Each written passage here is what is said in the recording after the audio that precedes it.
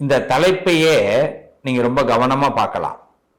அதுலேயே எல்லாமே முடிஞ்சிடுச்சு. நம்ம எதை பற்றி பேச போகிறோம் அப்படின்னு அதாவது கேபி சுந்தராம்பாள் அவங்களுடைய பாடல் ஒன்று, பழைய பாடல் ஒன்று இருக்கும் இடத்தை விட்டு இல்லாத இடம் தேடி எங்கெங்கோ அலைகிறாய் ஞானத்தங்கமே. இதை நம்ம இந்த திருக்குறள் மாதிரி பின்னடியிலிருந்து கண்டுபிடிக்கணும்.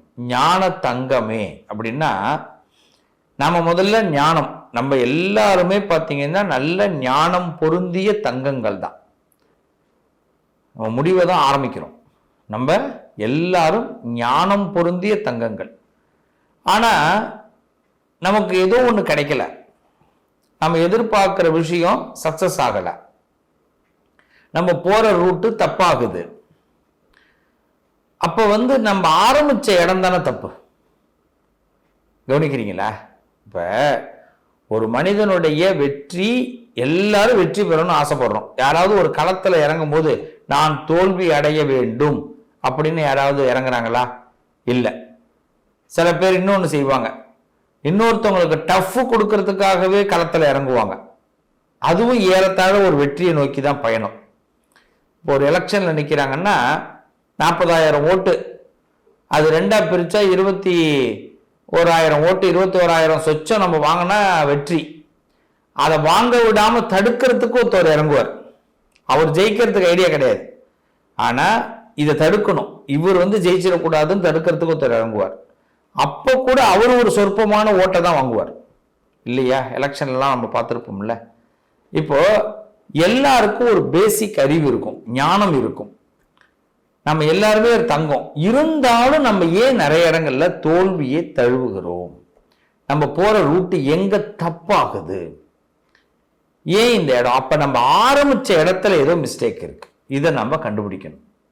ஒரு மனிதன் ஃபர்ஸ்ட் பிளான் போடும் போதே ஆரம்பிச்ச இடத்த சரியாக ஆரம்பிச்சாங்கன்னா அவங்களால் வெற்றி பெற முடியும். ஆரம்பிக்கிற இடத்துல ஒரு சின்ன தவறு இருந்தாலும் போக போக உடனே மாத்திக்கிட்டாங்கன்னா, ஆரம்பிக்கிற இடத்துல தெரிஞ்சிடும் நம்ம எங்க ஆரம்பிக்கிறோம், எங்க தவறுன்னு, அதை உடனே மாத்திக்கிட்டாங்கன்னா அவங்களால முழு வெற்றி பெற முடியும். இதுதான் சித்தாந்தம். புரியுதுங்களா? ஒரு மனிதனுடைய வெற்றியை நம்ம இப்படிதான் கொண்டு போகணும். இப்ப நம்ம வாழ்க்கையில நிறைய தோல்விக்கு முக்கிய காரணம் என்ன அப்படின்னா, நம்ம மனசு என்னைக்குமே இருக்கிற இடத்துல இருக்கிற விஷயத்தை எண்ணாது, வெளியில இருக்கிற விஷயத்தை தான் எண்ணும். இதுதான் நம்மள்கிட்ட இருக்கிற பெரிய மைனஸ்.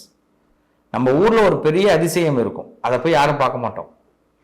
இன்னைக்கு நம்ம ஊர்ல ஒரு ஃபேமஸான ஒரு கோவில் இருக்கு, திருத்தலம் இருக்கு அப்படின்னா, அந்த திருத்தலத்துக்கு எத்தனை பேர் தினசரி போவாங்கன்னு நினைக்கிறீங்க?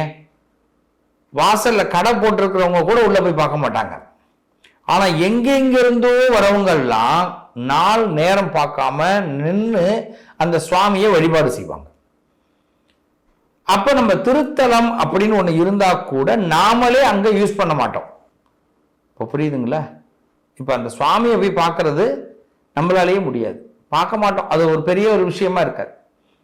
அதே மாதிரி ஊர்ல ஒரு வரலாற்று சிறப்பாக இருக்கட்டும், நமக்கு அது ஒரு பெரிய உணர்தலாக இருக்காது, புரிதலா இருக்காது. யாரோ ஒருத்தவங்க வெளியூர்ல இருந்து நம்ம கோவிலையோ நம்மளோட ஊர்களில் இருக்கக்கூடிய ஒரு விஷயத்தையோ அவங்க அது பெருமையா பேச ஆரம்பிக்கும் போதுதான் நமக்கு அதுல ஒரு ஓஹோ நம்ம ஊர்ல இதெல்லாம் இருக்கா அப்படி நமக்கே தெரிய அதை நாம ஏதாவது எக்கனாமிக்கலா நமக்கு ஏதாவது ஒரு ஐடியா வருமே தவிர, இதை நம்மளுடைய பண்பாடு, நம்மளுடைய பேரு, நம்மளுடைய இதை கொண்டு வரணும் அப்படிங்கிற எண்ணம் ஆரம்பத்துல நமக்கு வராது. இதுதான் உண்மை. இப்ப நம்ம வாழ்க்கையில வெற்றியை எந்த இடத்துல ஆரம்பிக்கிற இடம் தப்பா போகுதுன்னு சொல்றதுக்கு என்ன காரணம்னா, முதல்ல வழிபாடு அப்படிங்கிற விஷயத்தை கொண்டு வரும். சுவாமி வழிபாடு. நீங்க திருப்பதி போய் வெங்கடாஜலபதியை தரிசனம் பண்ணுங்க, சந்தோஷம். திருத்தணி போய் முருகனை கும்பிடுங்க, சந்தோஷம். திருச்செந்தூர் போய் முருகனை கும்பிடுங்க, சந்தோஷம். நீங்க எங்க வேணாலும் போங்க, உங்களுடைய தசாபுத்தி அடிப்படையில நீங்க சுவாமியை போய் தரிசனம் பண்றது தப்பு இல்லை, போலாம். ஆத்ம திருப்தி, அதனால உங்களுக்கு ஒரு நல்ல பலன் கிடைக்கும்.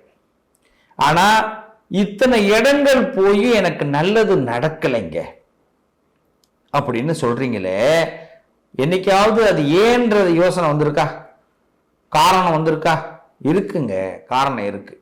முதல் காரணம், நாம எந்த ஊருக்கு போய் நம்ம ஒரு கோவிலுக்கு போனாலும் சுவாமியை பார்த்தாலும் அதுக்கு முன்னது நம்ம ஊர்ல இருக்கிற சுவாமியை பார்க்கணும்.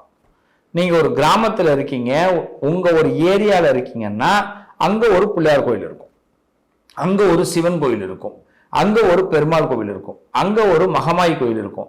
முதல்ல இந்த கோவில்களுக்கு எல்லாத்துக்கும் நம்ம வாரம் ஒரு தடவை போகணும். இந்த சுவாமியை முதல்ல நாம வழிபாடு பண்ணணும். பக்தியை நாம இங்கே இருந்து ஆரம்பிக்கணும். நம்பிக்கையை இந்த இடத்துல இருந்து விதைக்கணும். பக்தியே நம்பிக்கை தானே. நான் சுவாமி கிட்ட சொல்லிட்டேன், இனிமே எனக்கு நடக்கும் அப்படின்னு தானே கோவிலுக்கு போயிட்டு வெளியில வரோம். நம்ம கோவிலுக்கு போயிட்டு சொல்லியிருக்கிறேன், எங்க நடக்க போகுது அப்படின்னு வரப்போறோம் இல்ல. சமயபுரம் போறோம், அம்மா பராசக்தி மகமாயி எல்லாத்தையும் உங்ககிட்ட ஒப்படைச்சிட்டேன், இனிமே நீ தான் பார்த்துக்கணும் அப்படின்னும் போது நமக்கு ஒரு திருப்தி வந்துடும், அம்மா பார்த்துப்பா அப்படின்னு. அதே நம்ம உள்ளூர்ல இருந்தே கிளம்பும் போது, ஒரு ஊருக்கு வெளியில கிளம்புறோம் அப்படின்னாலே, இல்ல நம்ம ஊர்ல ஒரு சின்ன விஷயம் நடக்கணும்னாலே, நம்ம வீட்டுல ஒன்று நடக்கனாலே, நம்ம ஊர்ல இருக்கிற சுவாமியை போய் பார்த்து, நான் உன் பக்கத்துல தான் இருக்கிறேன், உன் ஊர்ல தான் நான் இருக்கிறேன், என்னை நீ தான் பார்த்துக்கணும் அப்படின்னு வேண்டதுல நம்ம என்ன ஆயிட போறோம்? முதல்ல உள்ளூர்ல இருக்கக்கூடிய ஆலய வழிபாடுகளை செய்ய ஆரம்பிக்கணும். நம்ம உள்ளூர்ல சின்ன பிள்ளையார் கோயில் இருக்கலாம், சின்ன மகமாய் கோயில் இருக்கலாம், சின்ன சிவன் கோயில் இருக்கலாம். நம்ம இதெல்லாம் விட்டுறோம். நம்மளுடைய டார்கெட்டு வெளியூர்ல இருக்கக்கூடிய கோவில்களுக்குத்தான் படையெடுக்கிறோம். அதனாலதான் நம்மளுடைய பயணங்கள்ல நிறைய தடை உருவுது, அது சக்சஸ் ஆக மாட்டேங்குது.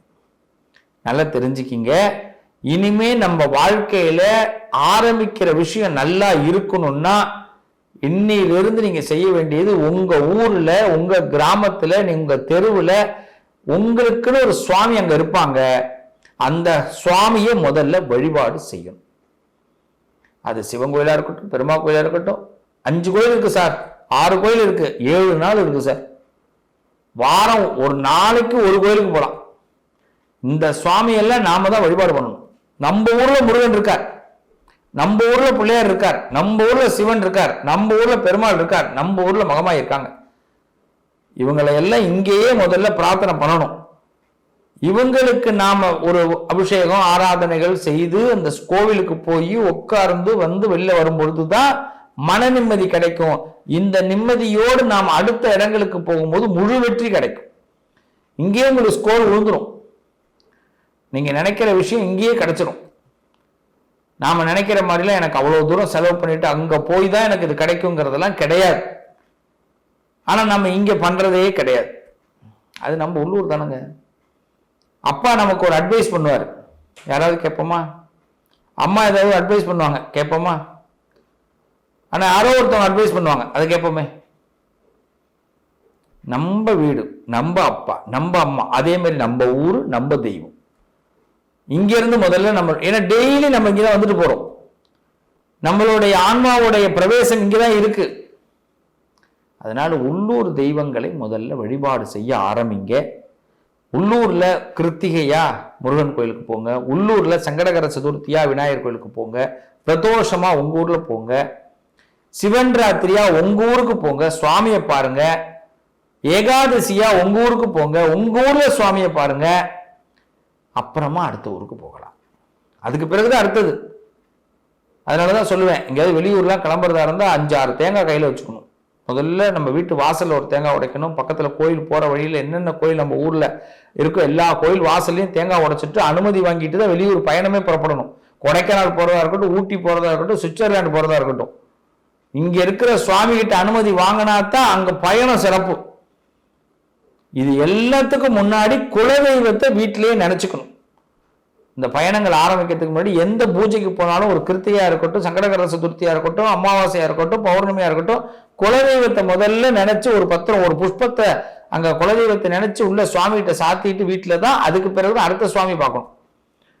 உள்ளூர் தெய்வங்களை நம்ம தரிசனம் பண்ணதுக்கு பிறகுதான் வெளியூர் தெய்வங்களுக்கு போகணும். இந்த ப்ரொசீஜரை மேற்கொள்ளுங்க. கண்டிப்பா உங்க பக்தி உண்மையிலே ஸ்ரத்தையா வெற்றி பெறுவீர்கள். நீங்க நினைச்ச விஷயத்த அடைய முடியும். மகாகவி காளிதாசருக்கு எப்படி அந்த அம்பாள் சக்தி கொடுத்தாலோ, உங்களுக்குள்ள இருக்கக்கூடிய இந்த ஞானத்தை உங்க உள்ளூர் தெய்வங்கள் வெளிப்படுத்தும். நம்புங்க, நல்லதே நடக்கும். வாழ்த்துக்கள். மீண்டும் உங்களை அடுத்த ஒரு பதிவில் சந்திக்கிறேன்.